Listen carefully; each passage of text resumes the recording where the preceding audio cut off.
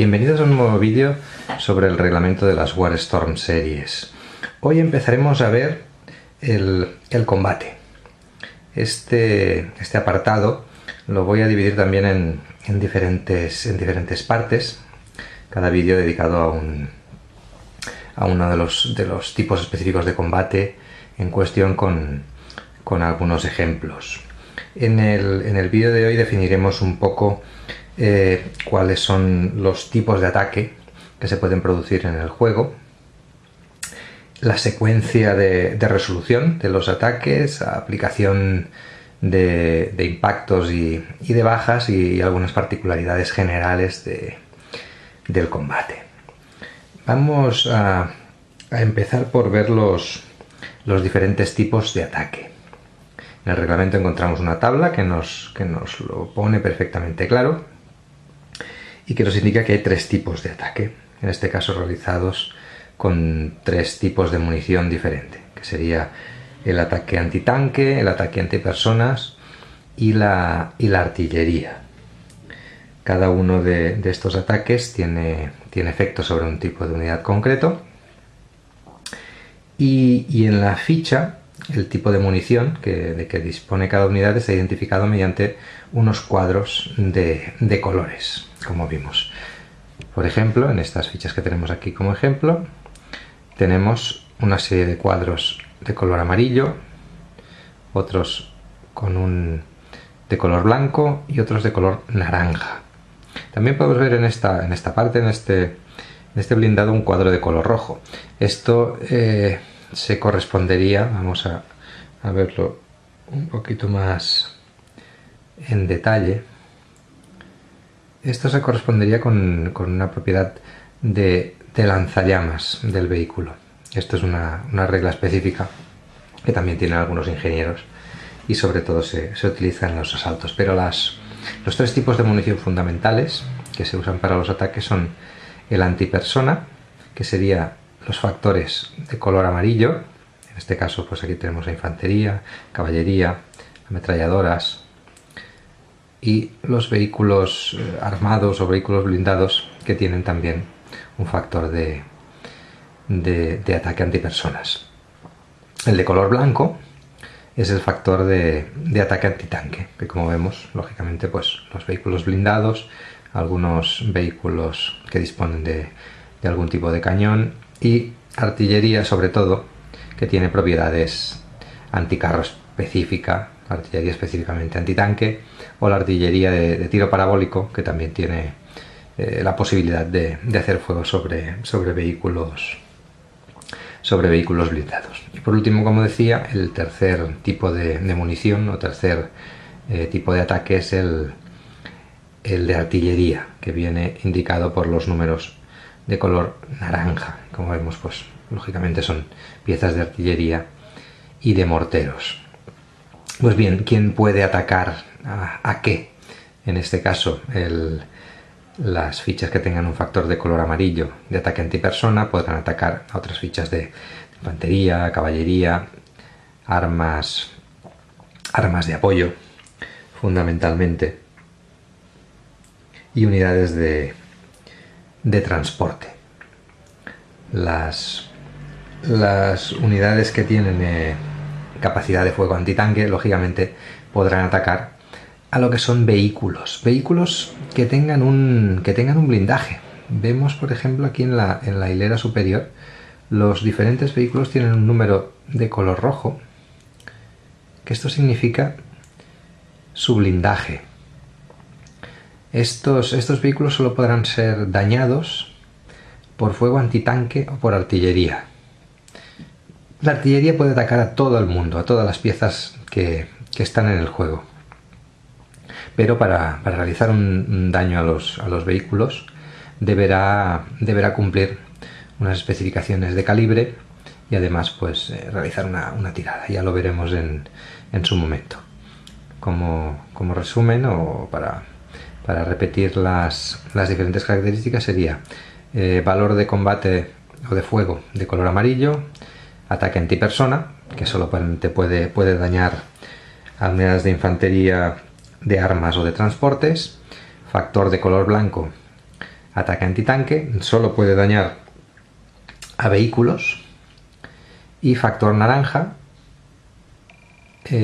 potencia de fuego de la artillería, que esta puede dañar a todo tipo de unidades, tanto carros, transportes, infantería, etcétera, etcétera.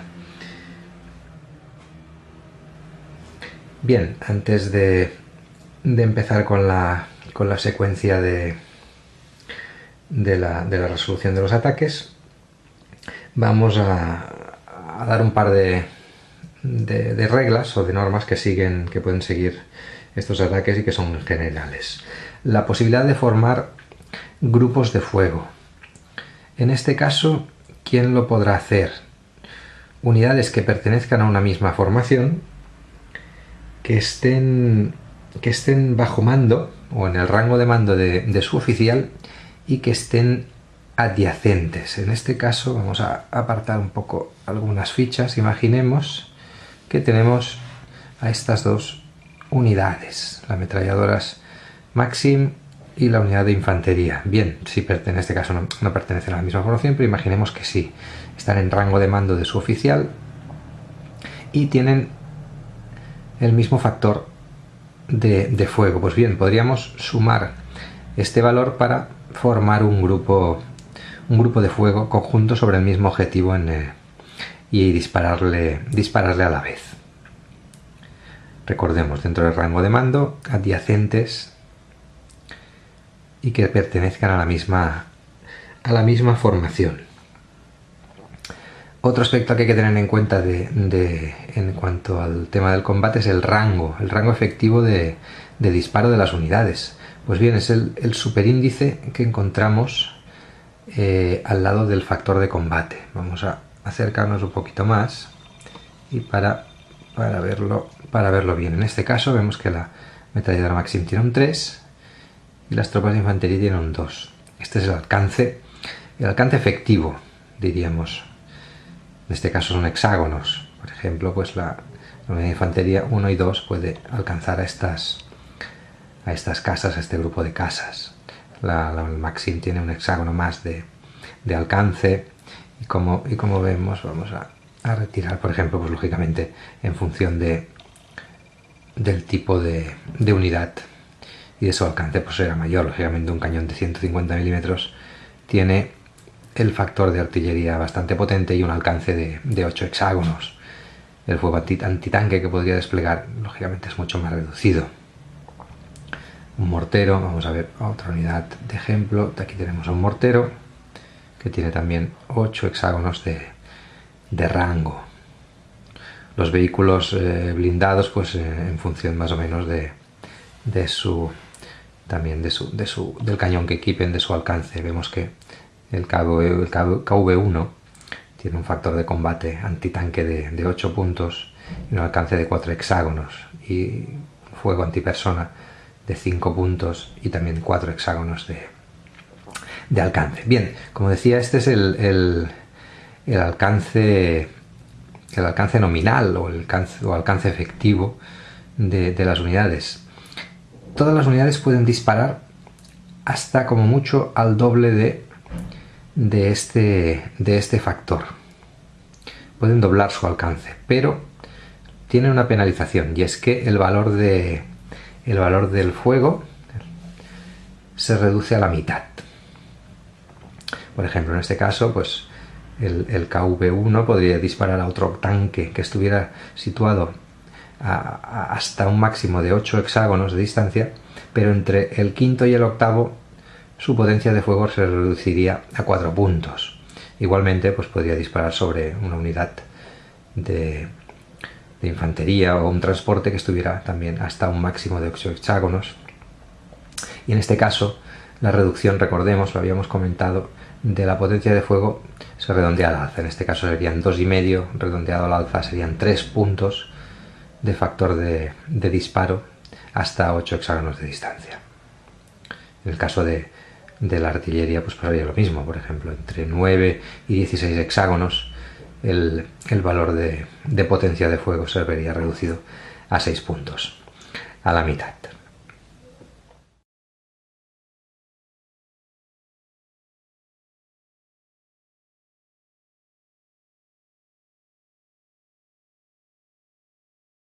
vamos a ver ahora los pasos que hay que seguir en la resolución de un ataque. En principio de cualquier tipo de ataque, ya tanto sea de artillería, de fuego antipersona o de fuego antitanque. En primer lugar vamos a declarar qué tipo de ataque vamos a realizar. Es decir, si por ejemplo atacamos con el blindado, pues hemos de decidir, o en caso de nuestro objetivo, de la unidad que sea atacada, pues si atacaremos con fuego antipersona o fuego antitanque.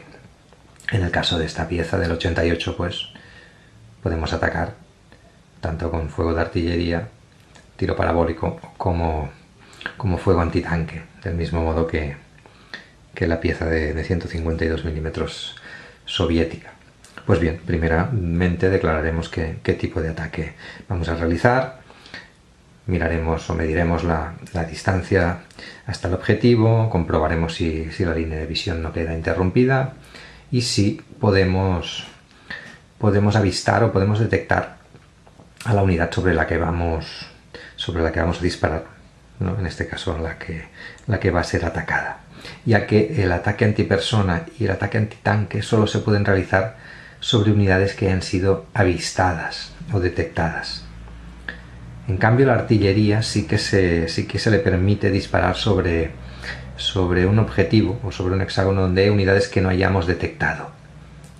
Simplemente si tenemos línea de visión directa o indirecta, en este caso si hay un oficial que pide que fuite fuego de artillería, aunque las unidades no estén detectadas en el objetivo, mientras haya línea de visión que no esté obstruida, la artillería podrá disparar. Eso sí, también se verá penalizada con la reducción a la mitad de su factor de ataque.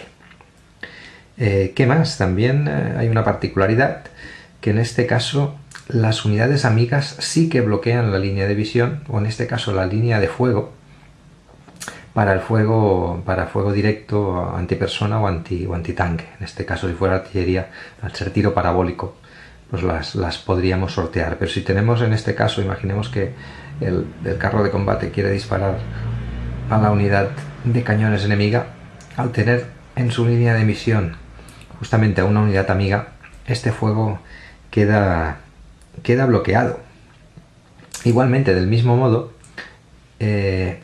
si tenemos a varios enemigos en la línea de disparo de una unidad, siempre deberemos realizar el fuego sobre el que está más cerca. También en la situación inversa, si la unidad de artillera quisiera disparar, en este caso con su factor de ataque antitanque sobre los carros alemanes, no podría, ya que en su línea de fuego tenemos a otra unidad enemiga, que es sobre la que tendría que disparar. Únicamente si realizáramos fuego de artillería, podríamos saltar a esta unidad y disparar directamente sobre los carros. O también, si nos encontramos en una pendiente, si las unidades estuvieran a diferentes alturas, las unidades sobre las que pasa nuestra línea de fuego, podríamos obviar esta regla y disparar sobre la cualquiera de ellas, sobre la que quisiéramos. Pues bien, una vez comprobadas estas cosas, tipo de ataque, hay alguna obstrucción, identificación del objetivo, sumamos o contamos los factores de ataque que tienen las unidades que van a disparar. Con esta suma de factores nos vamos a la tabla de combate, que vemos enseguida. Aquí tenemos la copia de la tabla de combate. Vamos a abrir un poco el zoom, en este caso en las tablas de ayuda, en la parte superior. Vamos a ver si la vemos un poquito mejor moviendo la cámara. En este caso, aquí la tenemos. Ahí está. Vamos a desplazarla un poquito. Aquí tenemos la tabla de combate con todos los modificadores. Estas columnas que tenemos aquí, todo este tipo de líneas, pues son diversos modificadores que se aplican en función de si el ataque es antipersona y de artillería, antitanque, y aquí algunos modificadores pues generales, ¿no? Si las unidades son veteranas o si se dispara desde algún hexágono de humo. Vamos a ver un poquito más cerca con algo más de detalle. Aquí la tabla de combate pues simplemente será cruzar el valor del factor de fuego con la tirada de dados y esto nos devolverá un valor. Este valor hay que dividirlo entre el factor defensivo o el valor defensivo del terreno que ocupa la unidad sobre la que estamos disparando, que también encontramos en estas tablas. Encontraremos la tabla correspondiente y también en la tabla de efectos del terreno vemos que aquí, por ejemplo, en estas tres columnas vemos que tenemos los valores defensivos para cada tipo de terreno. En este caso, a ver si lo podemos ver bien, aquí, por ejemplo, terreno abierto, para fuego antipersonal el factor divisor sería 2, en este caso el mismo para artillería o para fuego antitanque. En una zona de edificaciones sería 5 el factor divisor, 4 para el fuego antitanque. En fin, en función del tipo de terreno donde estemos se aplicará un valor divisor al número que nos había dado la tabla anterior. Pues bien, con este resultado nos dará la cantidad de impactos que reciben las unidades que están en el hexágono objetivo. Imaginemos, por ejemplo, que la unidad estaría en un terreno abrupto y estamos haciendo fuego antipersona. Si el valor que nos daba la tabla de disparo hubiera sido un 3, por ejemplo, dividimos a ese valor entre el valor defensivo del terreno, que sería otro 3, y nos daría un 1. Pues bien, un impacto recibirían las unidades que estuvieran en el hexágono objetivo. En este caso, como comentábamos al principio de los vídeos, el factor divisor, o sea, las divisiones, desechan la parte decimal. En este caso, si el factor de fuego que obteníamos en la otra tabla fuera un 3 entre 2 y por ejemplo fuera fuego de artillería, 3 entre 2 es 1,5, quitamos la parte decimal, quedaría un impacto otra vez. Si la cosa fuera al revés, imaginemos que el valor que obtenemos en la tabla anterior es un 2 y tenemos que dividirlo entre 3. Pues bien, este sería menos de 1, sería un 0,60 y algo, pero en este caso si desechamos la parte decimal nos queda en un 0, por lo tanto no habría impactos. Podemos disparar, o sea, podemos obtener un resultado de fuego sobre el hexágono objetivo, pero este puede no causar ningún impacto en las unidades que están allí. Pues bien, si hubiera que aplicar impactos, el siguiente paso en la secuencia de ataque sería resolver o asignar estos impactos a las unidades del hexágono y resolver las posibles pérdidas de paso.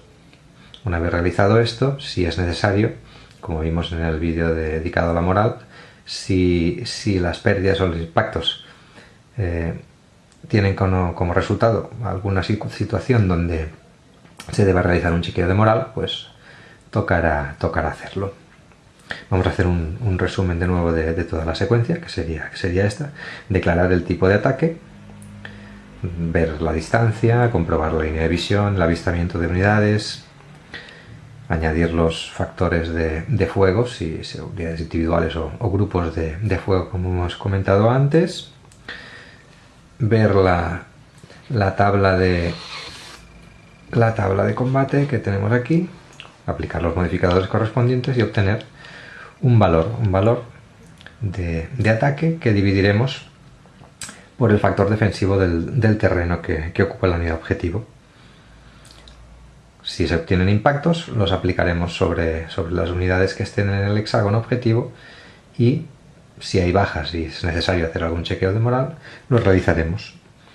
Y esto es así, así es la secuencia de ataque para los diferentes tipos de fuego. Ya puede ser antipersona, antitanque o artillería.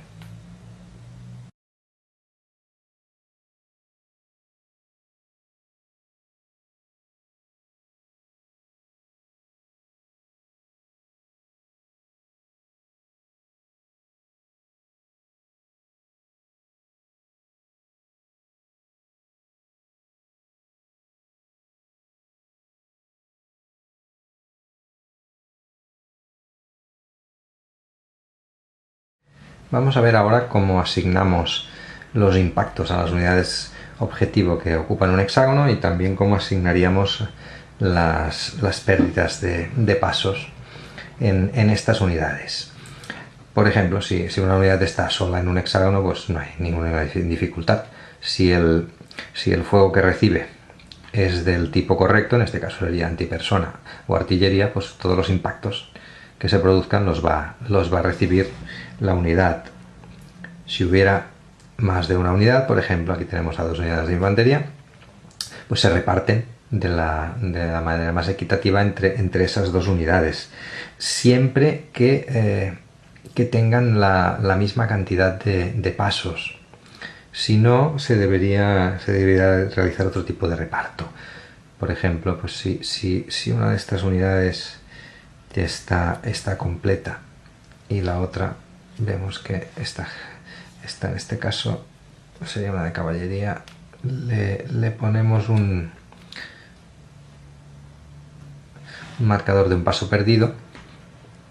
Si el hexágono recibiera un impacto, se tendría que asignar primero a la unidad que está más entera, que no ha recibido todavía pérdidas, o si las dos hubieran recibido algún tipo de baja, sobre aquella que ha perdido menos pasos. Siempre tenemos que intentar igualar la pérdida de pasos de las unidades que tienen menos antes de aplicársela a estas unidades.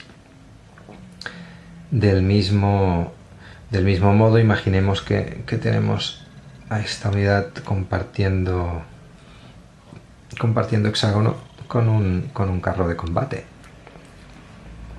Pues bien, si el hexágono recibe fuego antitanque, la única unidad que recibiría los impactos o que podría recibir los impactos sería el carro de combate. Del mismo modo, si recibiera solo fuego antipersona, la única o únicas, si hubiera más unidades afectadas, serían las unidades de infantería. En el caso de la artillería, que puede atacar a todo tipo de unidades, se repartiría de forma equitativa los impactos entre las diferentes unidades que ocupan el hexágono, siempre y cuando el calibre de la artillería sea suficiente para provocar daños sobre la unidad blindada. Esto lo veremos en detalle cuando veamos el fuego de artillería y los ataques de artillería, pero decir que los carros de combate, en función de su tipo, están clasificados en ligeros, medios y carros pesados. Pues bien, en función del calibre de la artillería, solo pueden realizar daños a una serie determinada de estos vehículos. Así que si atacara una artillería sobre el hexágono con el KV-1 y la infantería que no tuviera el calibre suficiente para dañar al blindado, todos los impactos irían a parar sobre las unidades de infantería. Igualmente, si supongamos que tenemos al 88, que lo veíamos por aquí, lo vemos aquí en el rincón, el 88 abre fuego de antitanque sobre el hexágono, pues lógicamente serían dañados los blindados, y también lo veremos en su momento con unos ejemplos. Las unidades antitanque, en realidad todas las unidades que pueden ejercer fuego antitanque, hay una tabla donde se clasifica su tipo de cañón con un factor de penetración en función de la distancia a la que está su objetivo. Pues bien, ese factor de penetración que obtenemos finalmente, si es igual o mayor que el valor de blindaje del carro de combate objetivo, causaría una baja. Si no, pues sería ineficaz. Rebotaría el proyectil o simplemente no penetraría en el blindaje de su objetivo. También debemos decir que si en este caso vendría dado por la definición del escenario, si en un hexágono hay unidades que son veteranas o unidades de reclutas más bisoñas, siempre estas últimas, ¿no?, las unidades menos veteranas, recibirían primero la asignación de los impactos. Como hemos dicho, vamos a resumir un poquito también ahora. solo en las unidades que estén dentro de un hexágono objetivo, solo podrá recibir daño aquellas unidades que sean susceptibles al tipo de fuego empleado. Solo las unidades de infantería o de armas de apoyo o transporte recibirían daño de fuego antipersona. Solo los vehículos que posean un blindaje recibirían daño de los disparos antitanques, y la artillería en este caso podría dañar a todas las unidades del hexágono, siempre en el caso de los blindados que cumplieran los requerimientos de calibre necesarios, que como digo ya los veremos en su momento. Pues bien, a la hora de asignar bajas, esto nos lleva a la situación de que todas las unidades que reciben fuego antipersona, en este caso sería infantería, transportes y unidades que no posean un blindaje, cualquier impacto que reciban estas unidades se traduce en una pérdida de paso. Y en cambio, como hemos comentado, las unidades blindadas pues dependerá de si el factor de penetración de las armas antitanque o el calibre del fuego de artillería recibido es suficiente como para que ese impacto se traduzca en una pérdida de paso. Y bien, ¿qué sucede cuando se pierde un paso? Pues, como hemos visto, situamos... Bueno, se nos ha ido volando. Situaríamos un marcador para indicarlo. En las unidades que tenían un transporte intrínseco, lo vimos en el primer vídeo, existe y que no se pueden voltear, que no tienen una cara, un reverso que indica la pérdida de 2 pasos, se aplicaría una ficha que tendría un valor de pérdida de 2 pasos. En este caso, por ejemplo, esta unidad de infantería, si le damos la vuelta, veremos que tiene una franja de color rojo que nos indica que ha perdido 2 pasos. Igualmente, en el caso de los blindados, lo vemos aquí, tienen esta misma franja que nos indica que ha perdido 2 pasos. El cañón antitanque, como tiene transporte, necesitaríamos la ficha correspondiente de 1 paso o de 2 pasos para indicar esta pérdida. Y ya por último comentar que el efecto de la pérdida de pasos en las unidades, las que tienen el reverso, la pérdida de 2 pasos, tienen el reverso, sus valores de combate ya vienen modificados, pero las que no tienen este reverso con los valores indicados, deberemos hacer un cálculo. Cuando las unidades pierden el primer paso, en este caso pues tengamos aquí a la unidad de infantería que ha perdido 1 paso, pues si su valor de fuego es entre 1 y 6, se vería reducido en 1 punto. Si fuera su valor entre 7 y 11, por ejemplo, veamos el blindado. Sí, en este caso vemos que su valor de fuego antitanque es un 8, pues si en este caso el valor es entre 7 y 11, se reduce en 2 puntos la primera pérdida de paso. Para un valor entre 12 y 15 se reduciría en 3, y para 16 o más se reduciría en 4 puntos. Como hemos visto, el reverso ya nos indicaría los valores después de la pérdida del segundo paso, pero en el caso de unidades como este blindado, como este antitanque, perdón, o como una infantería que viniera transportada en camiones, el valor del segundo paso sería la división de su factor de combate a la mitad, factor de fuego a la mitad. En este caso, para la primera pérdida de paso, el valor, como es de 6, perdería 1, se vería reducido en 1, siendo 5, y para la pérdida del segundo paso se reduciría a la mitad, quedando en 3 puntos su valor de combate. Pues bien, esto ha sido una primera visión sobre los tipos de fuego o tipos de ataque, más bien, tipos de ataque y maneras de conducir esta situación de juego. El procedimiento para realizar los ataques, cómo se asignan pérdidas de pasos, impactos y pérdidas de paso. Veremos en siguientes vídeos ya en más detalle las particularidades y ejemplos concretos para el fuego directo, tanto antipersona como antitanque. Veremos la artillería, que tiene algunas peculiaridades más, como algo así como zonas de influencia. Veremos también el humo, veremos las baterías, tanto la artillería dentro de tablero como fuera de tablero. Ya digo, bastantes peculiaridades. Otro capítulo lo dedicaremos a los ataques aéreos.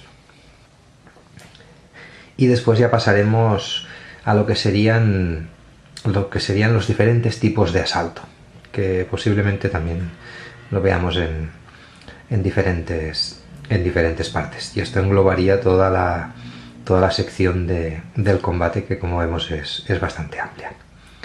Pues nos vemos en el siguiente vídeo.